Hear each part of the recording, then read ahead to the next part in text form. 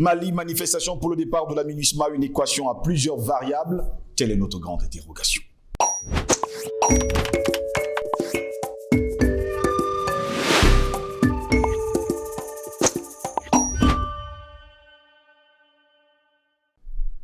Madame, monsieur, bonjour, très heureux de vous retrouver sur Panafricaniste TV. Bienvenue à toutes et à tous à cette autre édition de Parole panafricaniste.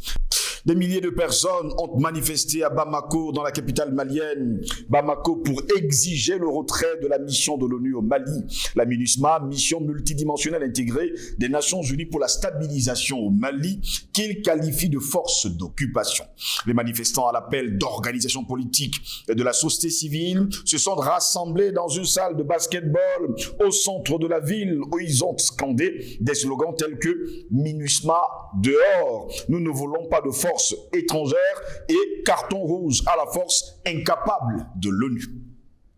Dans leur discours, les leaders de la manifestation ont critiqué le dernier rapport de l'ONU sur le massacre perpétré en mars 2022 contre la population civile dans la ville de Moura, située dans la région centrale de Mopti. Le rapport publié par le Bureau des droits de l'homme de l'ONU souligne qu'au cours du massacre, l'armée malienne ainsi que des soldats étrangers ont tué plus de 500 personnes, torturé des détenus et violé des femmes et des jeunes filles. Les organisateurs de la manifestation de ce week-end, à Bamako, ont qualifié le rapport de complot de l'OTAN pour attaquer le Mali et ont qualifié la MINUSMA de fabrication française et de force d'occupation. La MINUSMA a été créée le 25 avril 2013 par une résolution du Conseil de sécurité des Nations Unies. Le déploiement maximal de la MINUSMA, autorisé par l'ONU, est de 12 640 personnes, dont 11 200 soldats au 31 mars 2019. Il faut également le préciser. Les effectifs de la mission étaient de 16 453 personnes, dont 12 644 militaires, 1734 policiers, 454 officiers d'état-major, 1421 civils, 39 experts spéciaux et 161 volontaires. Donc plus d'une vingtaine de milliers, une vingtaine de milliers, on va le dire comme ça, de ces gens qui viennent justement de la MINUSMA et qui occupent aujourd'hui le Mali. Voilà pourquoi ils se sont réunis du côté de la capitale malienne pour demander à cette force multidimensionnelle de quitter le territoire malien. Et c'est pourquoi nous aussi, nous nous interrogeons ce lundi 29 mai de l'an de grâce 2023, autant pour moi, Mali, manifestation pour le départ de la MINUSMA, une équation à plusieurs variables, telle est notre grande interrogation. Pour répondre à nos questions, nous sommes avec Albert Anatola ici. Il est journaliste d'investigation et directeur de publication du journal Le Cactus. Albert Anatola ici, bonjour, bienvenue à vous. Bonjour à vous, Sib José Longos. Je dis bonjour à nos chers téléspectateurs. Je parle des téléspectateurs de Panafricaniste TV, cette chaîne panafricaine qui monte. Je dis bonjour aux techniciens, bonjour au top management, je dis bonjour à l'Afrique, bonjour aux Afro-descendants particulièrement. Ceux qui sont du côté des États-Unis, qui nous suivent beaucoup, ceux qui sont du côté du Canada. Je dis bonjour au peuple des opprimés, je parle du véritable peuple qui est légitime et qui a le seul pouvoir de pouvoir décider de son destin. Quand je l'ai dit, je voudrais commencer par un coup de gueule. Comme d'habitude, il m'est revenu, monsieur Steve Longos, que depuis quelques années, il existe dans mon pays, principalement dans la capitale économique, Douala, oui, une base logistique de l'ONU. On me dit que c'est du côté de Yassa. Ça veut dire quelque chose, Yassa, Douala. Oui, Yassa, Douala. Alors, j'ai fait un tour et les populations autour de cette, je voudrais vous faire comprendre qu'ils ont pris des hectares d'espace où ils ont fourgué leurs machines de guerre, certainement avec l'autorisation des plus hautes autorités de ce pays. Mais il nous revient que les individus en charge de la sécurité de ce site briment et commettent des exactions contre les habitants du quartier. Alors, question, que fait une base logistique de l'ONU dans mon pays, le Cameroun, et principalement à Douala? Il vous souvient également que en 2019, vous avez le Pentagone au travers le département d'État qui voulait construire une base militaire américaine, pas tout le génie militaire, là vous connaissez. Je crois que ils ont commencé à faire des choses pas très catholiques, à côté également d'un camp militaire, ils ont été priés de plier leurs bagages et de partir. Mais pourquoi est-ce que la même chose n'est pas exigée aux responsables de la base logistique de l'ONU que je viens d'évoquer? Merci pour l'invitation.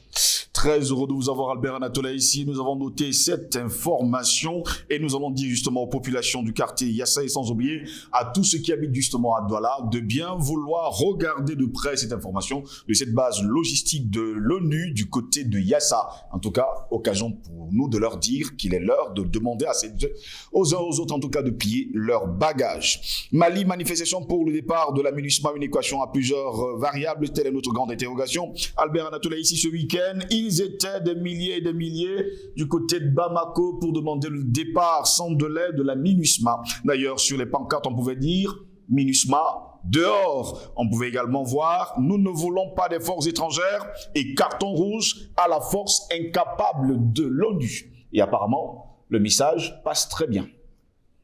Le message passerait très bien lorsque les désidérateurs, lorsque la voix des manifestants, je veux dire, du peuple malien sera entendue. Je voudrais vous indiquer que cette énième manifestation intervient dans le double contexte de ce fameux rapport du bureau, n'est-ce pas, des droits de l'homme du côté de l'ONU, un rapport tissé de toutes pièces, je veux dire, cousu de fil blanc. J'y reviendrai tout à l'heure pour vous indiquer pourquoi. Cette énième manifestation intervient à la veille, n'est-ce pas, du Conseil de sécurité qui va plancher, d'une session du Conseil de sécurité qui va, une fois de plus, plancher sur l'avenir de la MINUSMA du côté de Mali. Parce qu'il est question aujourd'hui de décider du maintien ou du départ de cette force d'occupation dont les résultats sont nuls. Il faut quand même l'indiquer. Oui. Donc, cette énième manifestation intervient également dans le contexte d'un rendez-vous électoral, d'un rendez-vous politique majeur en ce qui concerne le référendum qui est dédié à l'adoption de la nouvelle constitution.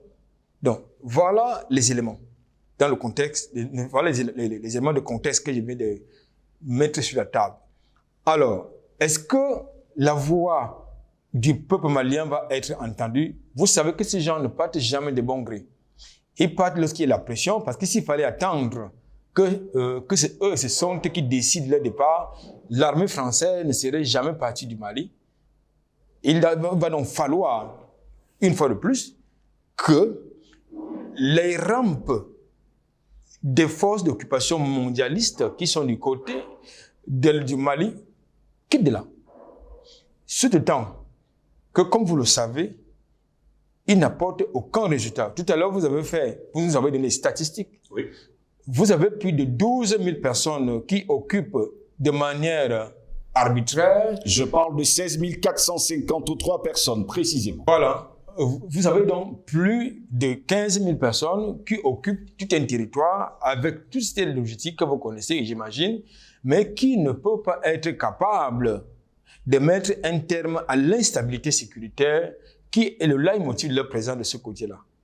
Et ils ne sont pas que, ils sont même plus de 16 000, parce que si vous ajoutez à ça, déjà les FAMA et les autres forces d'occupation de l'Union européenne, telles que Takuba, telles que les forces du G5, du G4, du G4 Sahel, eh bien, ça fait trop pour des résultats que nous ne connaissons pas.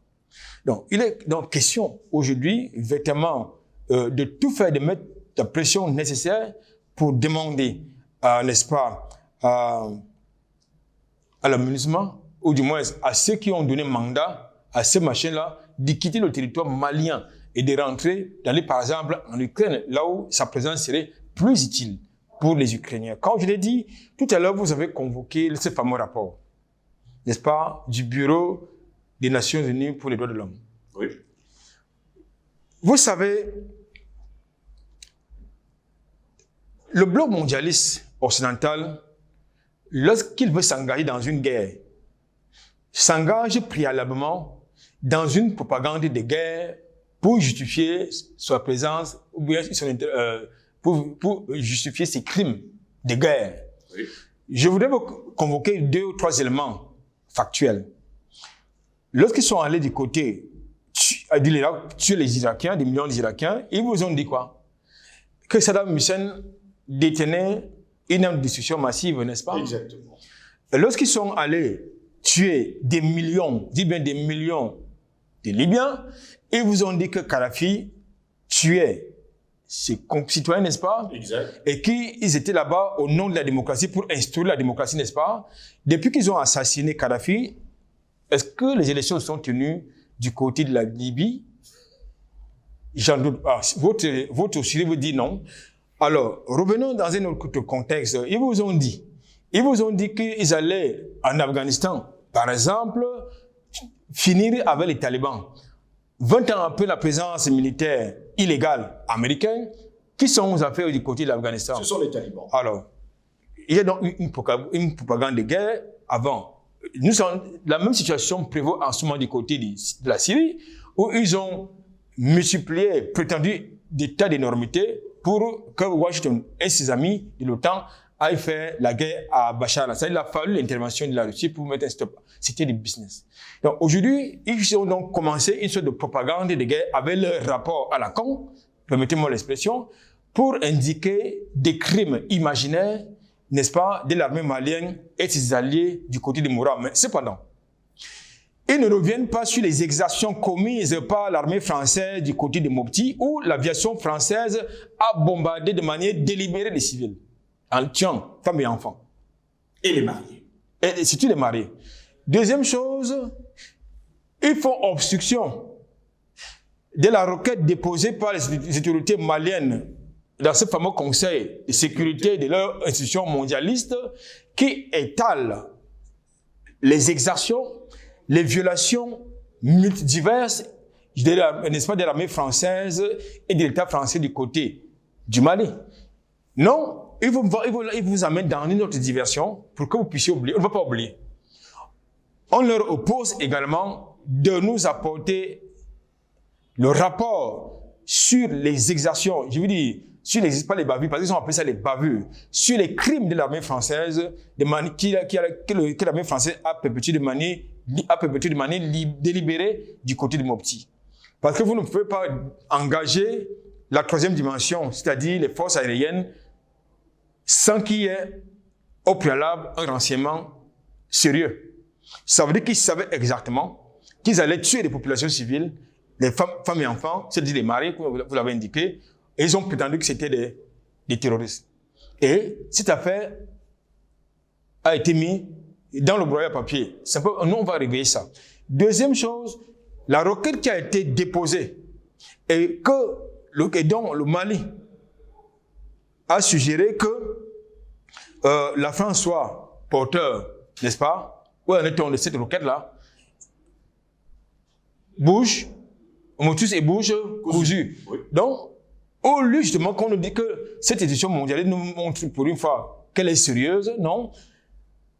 Elle nous montre davantage qu'elle est inutile, elle est décrédibilisée, parce que ce fameux rapport n'est pas le résultat d'une enquête scientifique, c'est la conséquence ou le résultat des commérages, du colportage et de l'espionnage. C'est ça qui est la question. C'est le fait des ONG qui s'utilisent de ce côté-là. Je ne suis pas des ONG qui sont financées par l'Union européenne. Je voulais quand même vous indiquer que dans le contexte de ces événements, de cette guerre diplomatique, tous azimuts entre le Mali et les mondialistes qui ont fait focus sur le Mali, vous avez donc certaines institutions, certaines ONG qui continuent d'être financées par la France sur la bannière de l'Union européenne. Et je pense qu'il est important, et nous l'avons d'ailleurs indiqué dans une précédente tribune, nous avons demandé aux autorités maliennes d'interdire les financements, que ce soit de l'Union européenne et les autres, de ce côté-là. Parce que le contexte ne s'y prête pas. C'est pas un jeu. Tout à l'heure, je vous indiquais que ces criminels du bloc occidental, lorsqu'ils veulent s'engager dans une guerre, ils la précèdent d'une propagande de guerre. Et ce fameux rapport de l'ONU, n'est-ce pas, de l'ONU, est un prémisse à cette guerre qu'ils veulent mener sur le continent africain. Je parle de cette guerre qu'ils mènent contre la Russie qui doit se perpétuer sur le continent africain et plus spécialement du côté du Mali qui a pris clairement sa position en faveur de la Russie. Donc, quand nous disons, il est important de situer les événements dans leur contexte.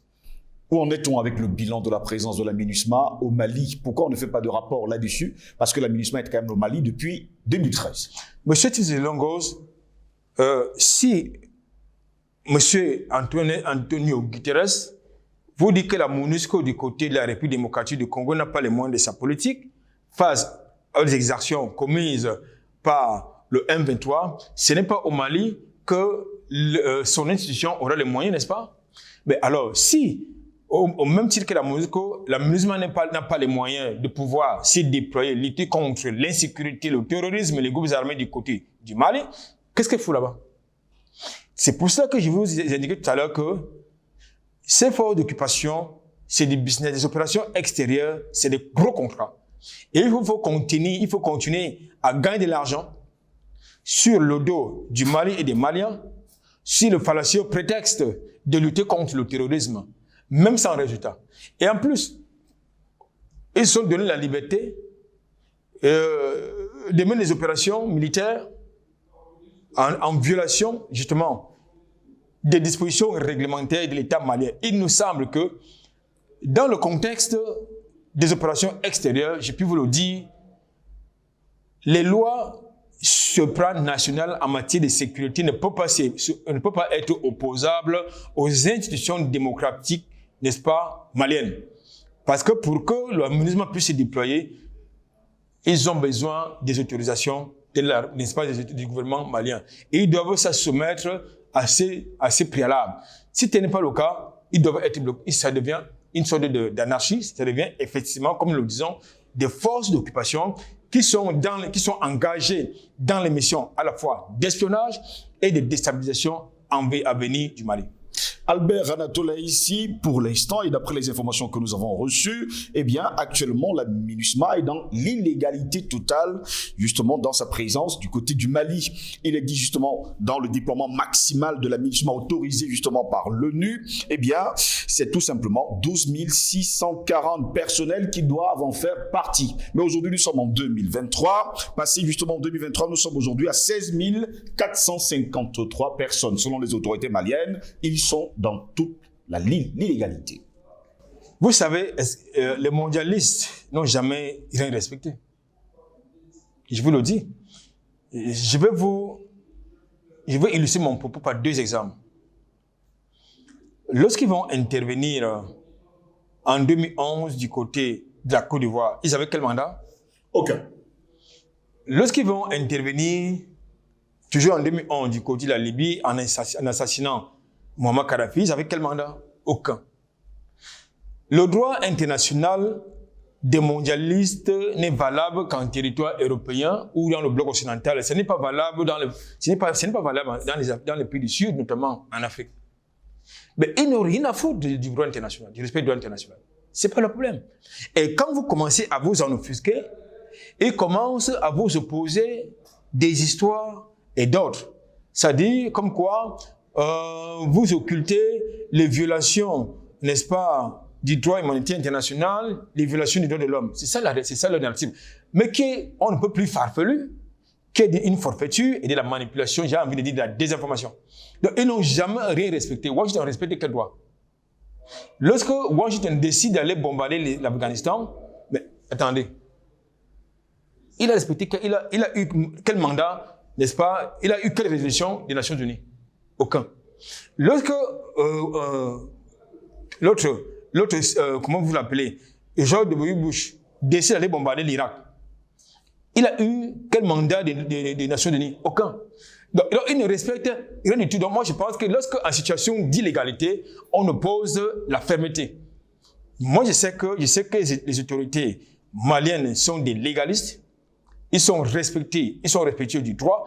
Et je pense que ce n'est pas le ministre Abdoulaye Diop qui va me démentir. Lui, ce brillant diplomate qui a donné des cours, justement, de diplomatie, n'est-ce pas, aux intelligents de Paris et de l'ONU.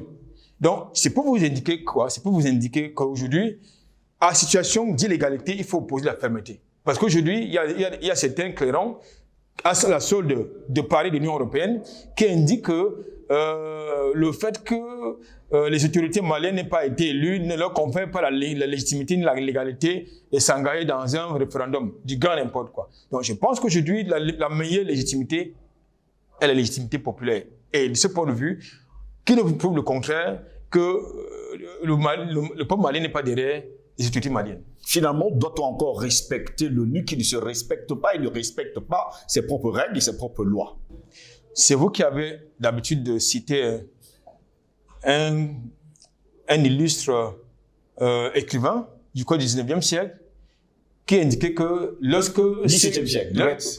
Voilà, lorsque 18e siècle, merci, qui indiquait que lorsque ceux qui commandent ont perdu le respect, ceux qui obéissent... Lorsque ceux qui commandent ont perdu la honte, ceux qui obéissent... Lorsque ceux qui commandent ont perdu la honte, ceux qui obéissent perdent le respect. Alors, ceux qui commandent, qui ont perdu la honte, pourquoi vous voulez que ceux qui obéissent les respectent? Donc, on n'a aucune raison de les respecter. Eh bien, j'ai l'habitude de le dire, nous n'avons aucune raison de respecter ni Macron, ni Biden, ni leurs institutions mondialistes. Parce qu'aujourd'hui, nous avons plusieurs exemples au travers du monde, que ce soit en Amérique du Sud, en Asie, du côté, en Europe même, en Europe de l'Est, en Afrique, au Proche et au Moyen-Orient. Nous avons des exemples qui prolifèrent et qui nous amènent et qui justifient notre irrespect à leur endroit. Donc, ils ne peuvent en aucun cas nous opposer le respect du droit international. Ils ne peuvent en aucun cas nous opposer les principes démocratiques parce qu'ils ne sont pas des démocrates. Ils vous disent une chose et font tout le contraire de ce qu'ils disent. C'est quand même assez aberrant de savoir que les personnes qui sont d'habitude déployées sur les territoires, on parle de déploiement maximal. Je reviens quand même là-dessus, déploiement maximal, 12 640 personnes. Passé à 2022, nous sommes d'ailleurs aujourd'hui en 2023, il y a 16 453 personnes, c'est quand même trop. 16 453 personnes qui n'arrivent pas à lutter contre le terrorisme. Non, déjà, il a fallu que le gouvernement malien leur leur oppose la fermeté en leur demandant de revenir à la normalité, c'est-à-dire quoi? C'est-à-dire que vous devez, avant tout déploiement désormais, avant de mener une quelconque opération chez nous, requérir nos autorisations. Nous avons notre avis à donner. Parce que, justement, ils se croyaient en terrain conquis. Ils se croyaient en terrain conquis pour se permettre tout n'importe quoi. C'est ça qui est la question. Mais écoutez, le prétentieux qui est à l'Élysée, qu'est-ce qu'il a fait en 2017? Qu'est-ce qu'il a fait? Il a débarqué au Mali, je crois, c'était à Gao, venant de l'Hexagone, et Ibrahim Boubacar Keïta, comme un bon larbin, est parti de Bamako accueillir un criminel en territoire conquis. Mais je pense que quand vous prenez ce genre d'image, ça ne peut que vous révolter, monsieur Ngoz. J'aimerais voir un président africain débarquer, par exemple, en Corse, et commencer à appeler Macron, qui vient tambour battant, et Macron l'accompagne dans sa revue de troupes. Je ne sais pas si ça va être accepté. Mais j'ai l'habitude de vous le dire, monsieur Sylvain Ngoz, et c'est un euphémisme. Nous sommes en guerre et nous devons continuer de mener la guerre contre ces gens qui ne nous respectent pas. Nous devons leur opposer la fermeté la plus totale. Donc, je pense qu'aujourd'hui, les gars, ils se prennent donc pour un terrain conquis. Et je crois que, comme j'ai l'habitude de dire, il faut davantage mener la guerre aux larbins, au service des mondialistes qui sont à Paris, à Washington, à Genève, du côté du bord occidental du manière générale, tous ces larbins doivent les dégager.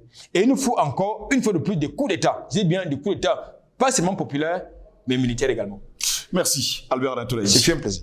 Mesdames, Messieurs, comme vous l'avez très bien compris, comme le déclarait Dorez dans le 17e et le 18e siècle, lorsque ceux qui commandent ont perdu la honte, ceux qui obéissent perdent le respect. Au plaisir de vous retrouver très prochainement pour une nouvelle édition de Parole aux panafricanistes. Nous vous souhaitons de passer une agréable journée.